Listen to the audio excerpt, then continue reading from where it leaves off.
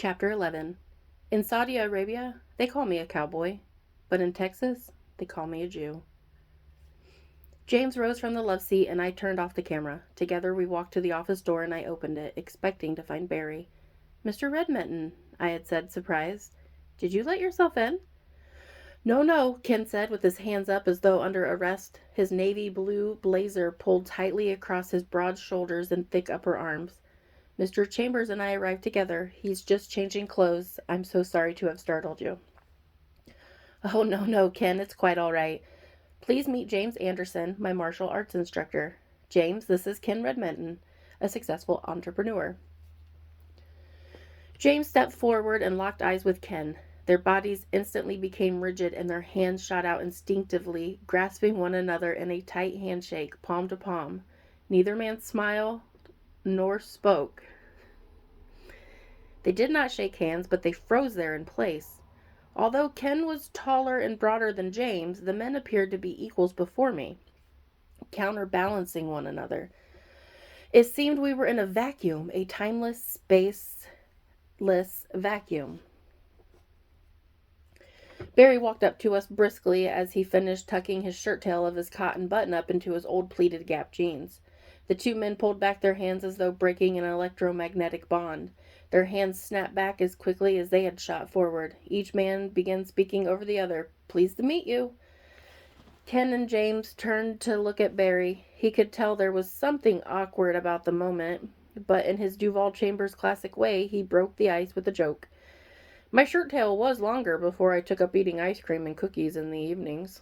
"Well, I'm on my way out, Barry," James said. "I'm glad to have seen you, though. Coming to class on Monday night?" "Of course, my friend, of course. I wouldn't miss it. Where else can I punch my wife and get away with it?" He smiled at me and I smacked his shoulder playfully. "Very well," James said, slightly too soberly. He turned to Ken and said, "It was my pleasure to make your acquaintance. Perhaps we'll cross paths again." "The pleasure was mine," Ken said as he bowed to James, putting their eyes at the same level. "Thanks again, Ruby, for the session. I'll see you Monday." With that, James left the home. "Code 303, front door," the woman said again. "We should fire that woman," I said to Barry. I'm growing weary of her voice. He laughed and offered Ken a drink. Ken asked for a glass of water and Barry went after it. "Barry's going to sit in on our session today if you don't mind, Ken. He's been very interested in your case. As I told you, it's unique." Ken raised one hand to stop my monologue. "I know," he said. "Barrington told me he'd be with us. I don't mind at all. Your husband has a very disarming way about him, refined and yet personable." "I agree," I said as Barry returned, "but don't say it in front of him. It might go to his head." Walking through the threshold of my office, the air changed to a heavy, smoky consistency, reminiscent of a den or a hunting lodge. I lit the incense, played the music, and started the camera recording. Ken took his place on the love seat, and Barry sat on a folding chair that matched the redwood finish of our TV trays. Barry's chair was located off camera, so I announced for the record that he was present during the session. The induction was quick, and we were soon face to face with Kuvera. "Mr. and Mrs. Chambers," Ken's voice said abruptly. Barry looked up at me, but I did not return his glance. "Who is speaking?" I asked. "Must we play games, Ruby? I am Kuvera, Lord of Alaka." "Kuvera," I said strategically. "I want to apologize." "Yes, you do," Kuvera agreed. "You need me. You want me. You covet my presence in this room. You do not want me to disappear." He was quiet for a moment. "And you fear my violent nature." Ken's voice had changed during the last sentence. I knew the change. I had heard it before when Kuvera was talking about Vishnu. Barry shifted in his uncomfortable chair. "Kuvera, Lord of Alaka, I have a humble request. I would like to know you more personally. Will you please describe yourself? Your physical attributes, your personal inclinations, dispositions, and so forth." "I offer you the secrets of the universe, and you want to know my shoe size? This is why Earthlings will never be equal to Pleiadians." "Fine, Ruby, because you request it. My given name is Bashida." This is a weird name. Lord of Spirits. Kuvera is my name by which I have come to be known. Bushia, my proper name, was also applied to my good friend Shiva. You knew Shiva? I asked. Yes, but I thought we were talking about me. Of course we are. Please continue, I said. I was also known as King of the whole world, King of kings, Lord of the wealth, and Giver of wealth. I am the god of fortune. People pray to me when they want money. I am also the protector of the world, and I provide safety in travel. In truth, I owe much to Brahma, the father of Shiva. He accepted me as a son. Wait, I said before I realized that I had interrupted Kuvara. He is also the father of Vishnu, is he not? Never speak that name, Ken's voice thundered, and it was low in a demonic voice that I was learning well. Barry appeared quite unsettled. Forgive me, Kuvera, I said. Please continue with your story. Brahma was the father of Shiva, my best friend. Brahma saw greatness in me, and he bestowed upon me many riches. I invested those riches, and they multiplied. I built a massive city in Lanka, a testimony to my wealth. Kuvara, I said, please describe yourself for us. What do you look like? I am Pleiadian. So my skin is fair, but I am darker than others, and my eyes are very dark brown. I am shorter, too. I resemble the mortals. My hair is mostly gone, just tufts exist over my ears. In your day, you see images of the Buddha that look much like me, where other rulers carried a scepter. I was fond of a mace or a club, demonstrating my will to maintain order and justice through my might. Are you married, Kuvera? Barry looked at me with a question, but I ignored him. I was married. Bhadra was my wife. Her name means auspicious or propitious. She was a good woman, and we had many children. She did not bat an eye when I procreated with my many concubines. But I did not love her. Ken's face dropped with sorrow. My love was reserved for only one woman, and her name was Lakshmi. I knew the name. She married Vishnu. It was all coming together, a cosmic love triangle. I dared not mention his name, and I tried to suppress even the thought of Vishnu for fear Kuvara would once again become irate. Kuvara was too deeply saddened with his memories of Lakshmi to shift his sorrow to anger. She was the goddess of fortune and prosperity. Together we would have lived in total luxury. We would have conquered the world, this world and the next. But what happened? I prodded. But Kuvara began, scrunching Ken's face into a pained grimace. She loved another. Ken's body was quiet for a moment before shouting, It was the damn council who did this.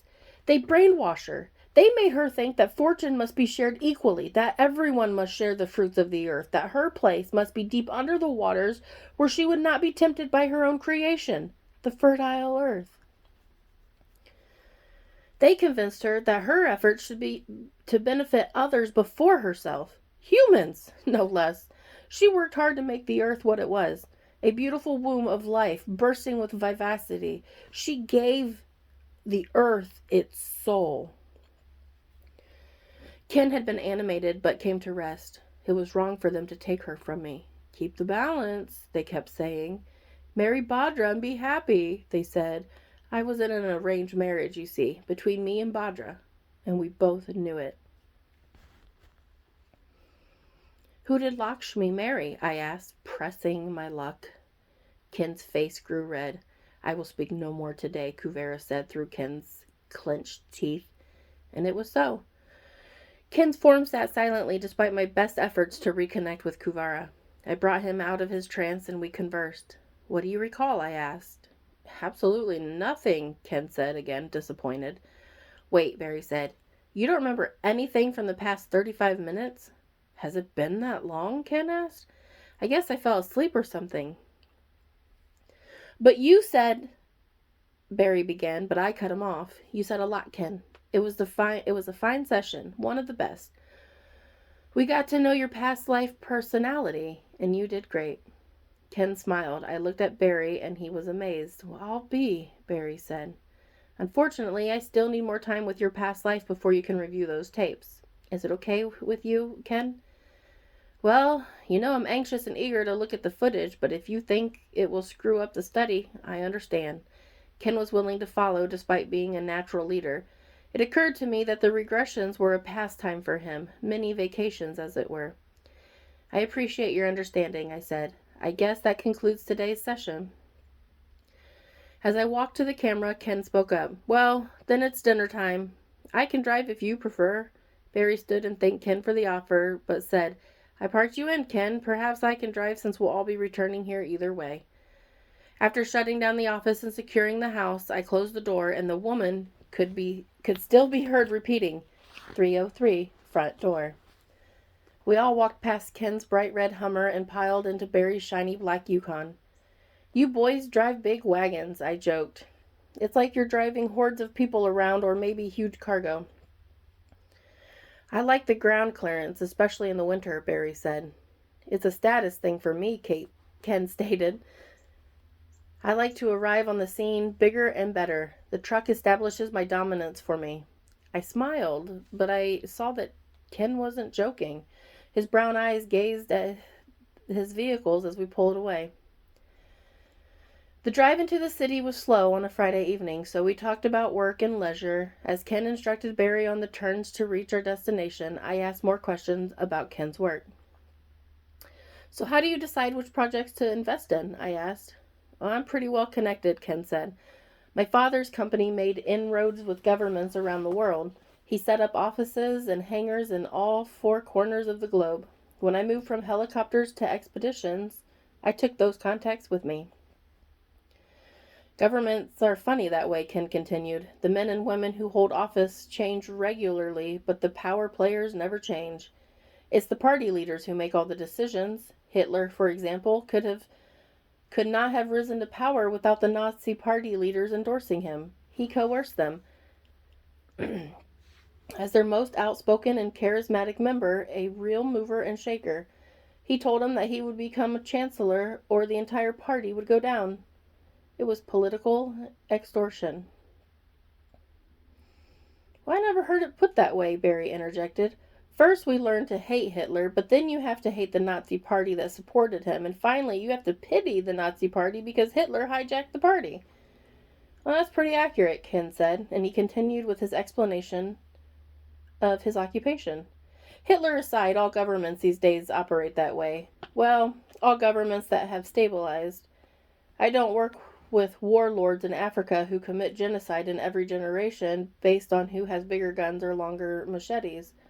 I don't work with the Hamas, the Hezbollahs, the Muslim Brotherhood for the same reason. They need to settle their own affairs before they can organize a resistance against Israel. I'm sorry, Ken related, suddenly self-aware. I didn't mean to take a soapbox and preach my conviction to you. I apologize. No, I said, I appreciate your candor. Please feel comfortable to express yourself. I'm learning. Well, Ken began. He snapped his head to the side and looked past Barrington. Oh, turn left here, he continued. Anyways, the parties are who you have to stay connected to. The guys who never make the news. Do you know who the Democratic or Republican Party leaders are? I'll bet not. Barry and I had to agree that we had no idea. You don't know who makes up the Electoral College either, and those are the guys electing the president, not you and me. Not only do you not know who the Electoral College members are, you don't know how or why they were selected to be such. I reflected on that. I had never thought about who decides who gets to run for office or how the Electoral College is selected. I'm not saying it's all planned out ahead of time exactly, but I'm saying Gingrich only pointed to the tip of the iceberg when he said he lost the presidential nomination because Rupert Murdoch wanted him to lose. When Obama and Mrs. Clinton attended the Bilderberg meeting together, one became president and the other became Secretary of State. It all works out the way the party leaders want it. Moreover, it all works out the way the Bilderbergers want it. Across the map, internationally. Barry and I were speechless. It's the next right and down 3 drives. Everest Restaurant is on the sign, Ken said. I'm sorry I haven't answered your question, Ruby. Perhaps inside the restaurant I can further explain. The ambiance is quiet and conducive for conversation. It's okay, Ken, I said. You've challenged my worldview in just a few minutes. I have time to rethink the national and global politics as a whole. Right here? Barry asked, pointing to the black sign with gold lettering.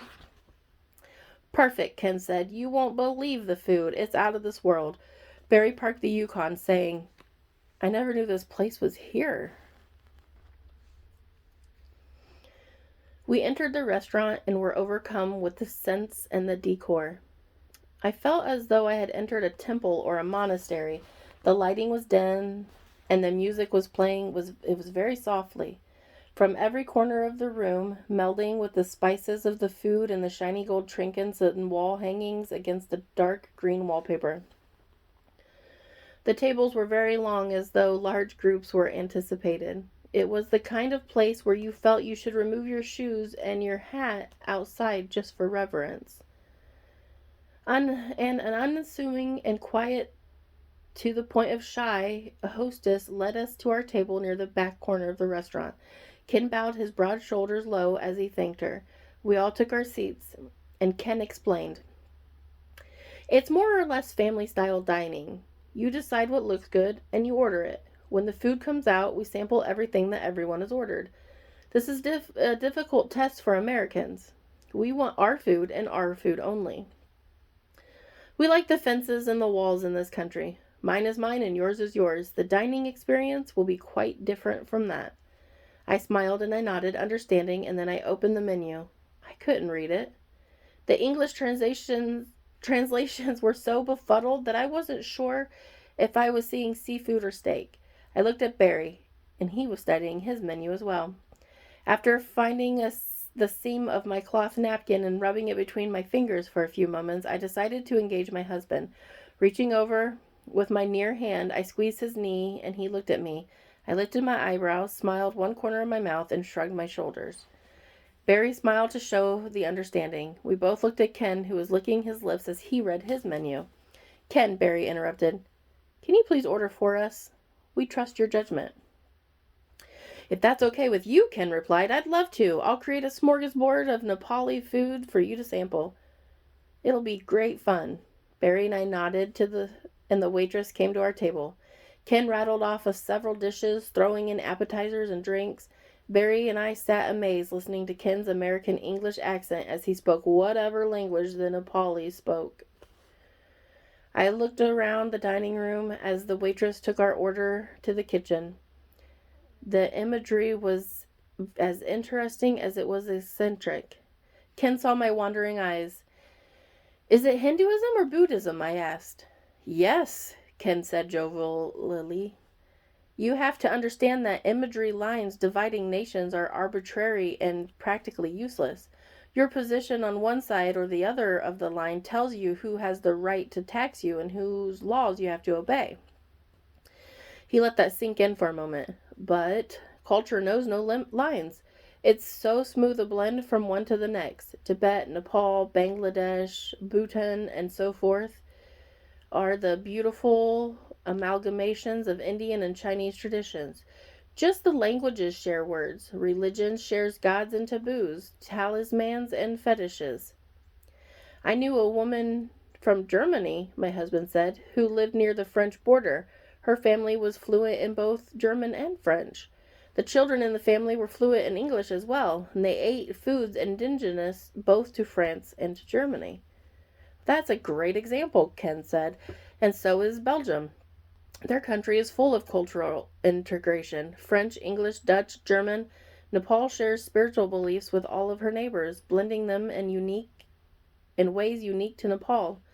The oral traditions in the Himalayas took different paths like tributaries of the same river.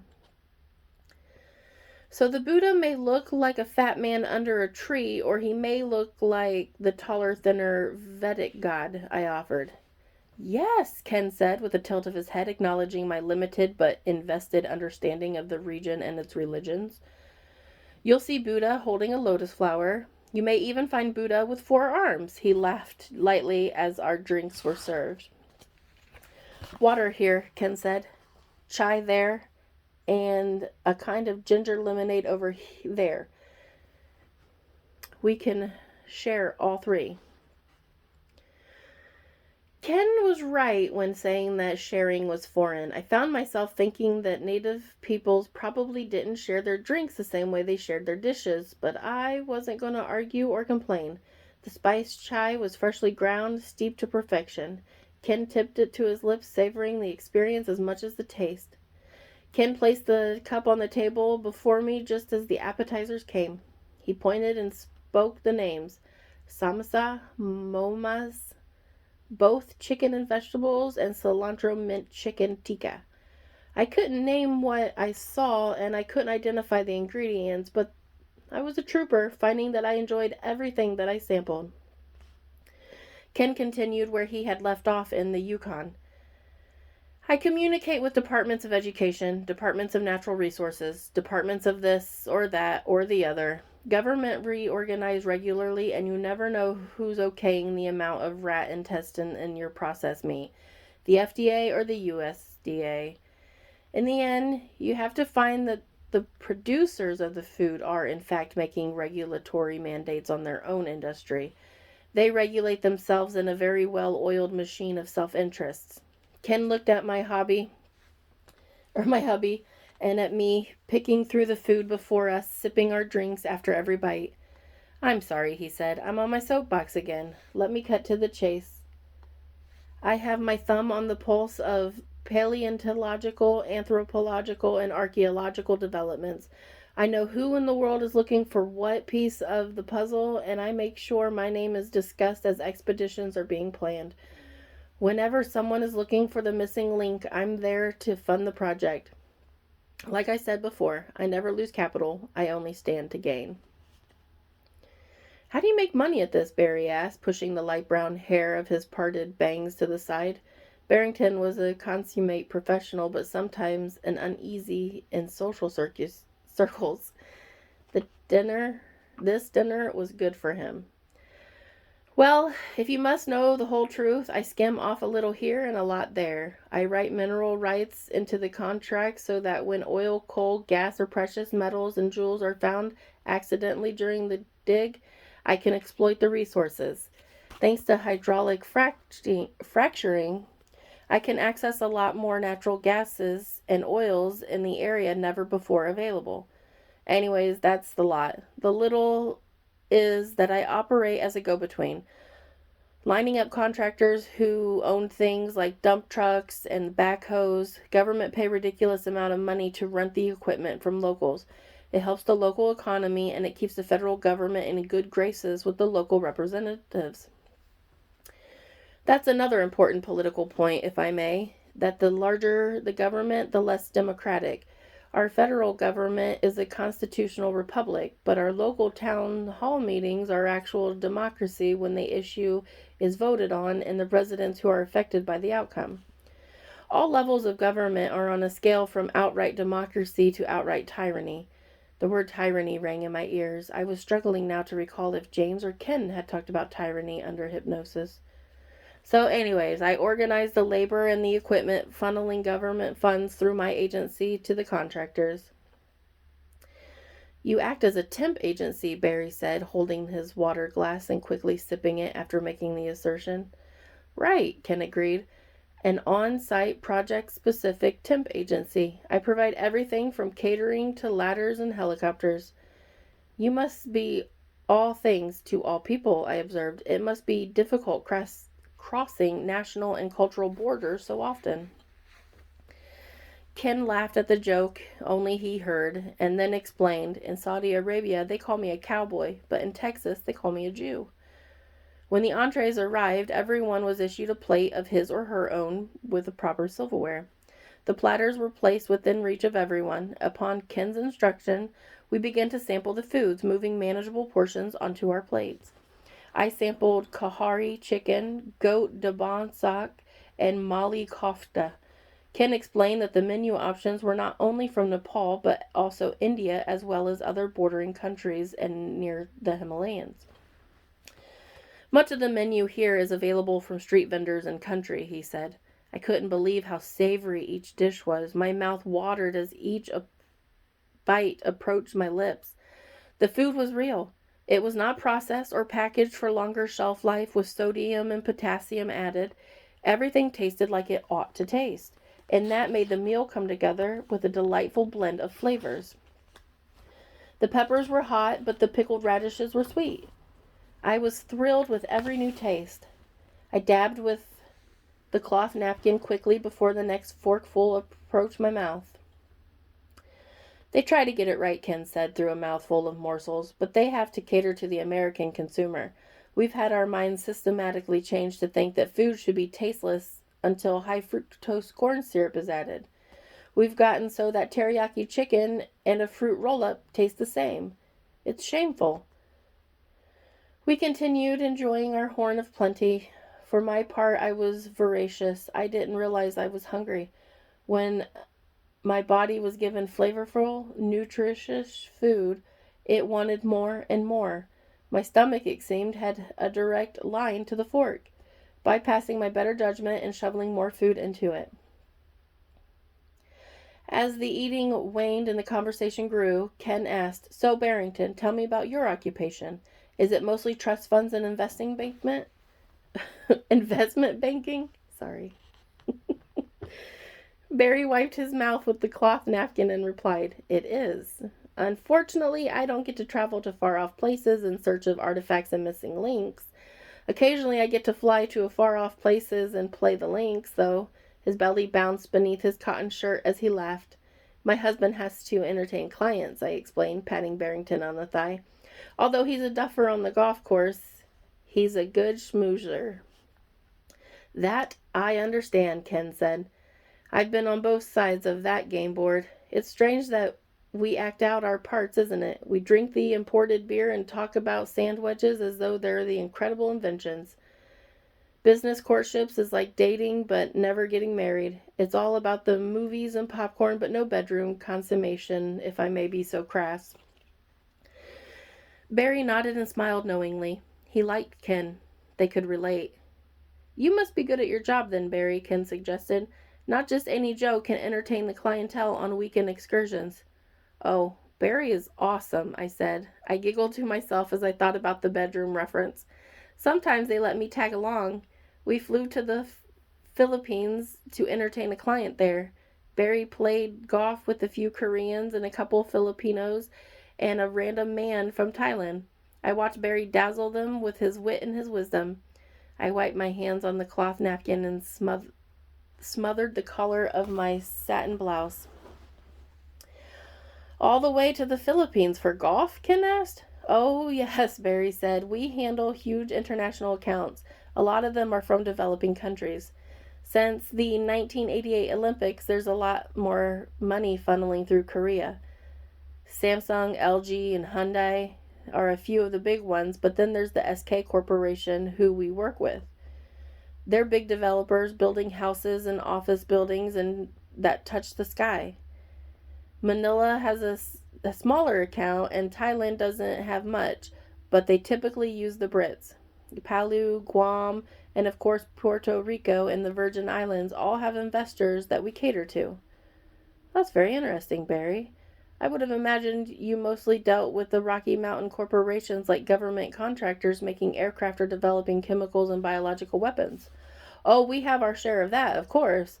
We even have NASA contractors who are studying everything from weather patterns to the possibility of moon bases for the exploration of Mars and Jupiter. I mean, bases on the moons of Jupiter." "I have to live vicariously most of the time, I'm afraid," Barry admitted. "My clients do all the fun stuff like low Earth orbits, and I have to balance their ledgers. Black and red for me, you see. Plus and minuses. Dow Jones and the NASDAQ. Blah, blah, yada, yada." "But you've made a good living at it," Ken said, encouraging Barry. "I have. We raised an exceptional child who has grown to become an intelligent, prosperous adult. If nothing else, I set an example of good work ethic and determination to succeed. Barry has been the best husband and father anyone could ask for. He's my rock," I said as I hung on my hubby's arm somewhat dramatically. We finished the meal with desserts that were a bit odd. Ken said he didn't understand the menu choices. He wasn't familiar with these desserts from his visit to Nepal and the adjacent countries. Nepali people aren't real big on dessert, Ken explained. Instead, they snack on sweets throughout the day and after dinner most evenings. We ate fried bananas, which were amazing. The rice pudding had cardamom on it, and I loved it. We ate a kind of custard with a crystallized sugar glaze that made me want to melt into my seat. There was also ice cream with a unique flavor akin to pistachio, but less fake tasting somehow. With all of this, we drank the Turkish coffee. The whole experience was wonderful and memorable. I thought of my father again and how he might have loved the coffee if he only had stepped out of his comfort zone from time to time. The glimmer of the notion had passed my mind. I needed some resolution regarding my father.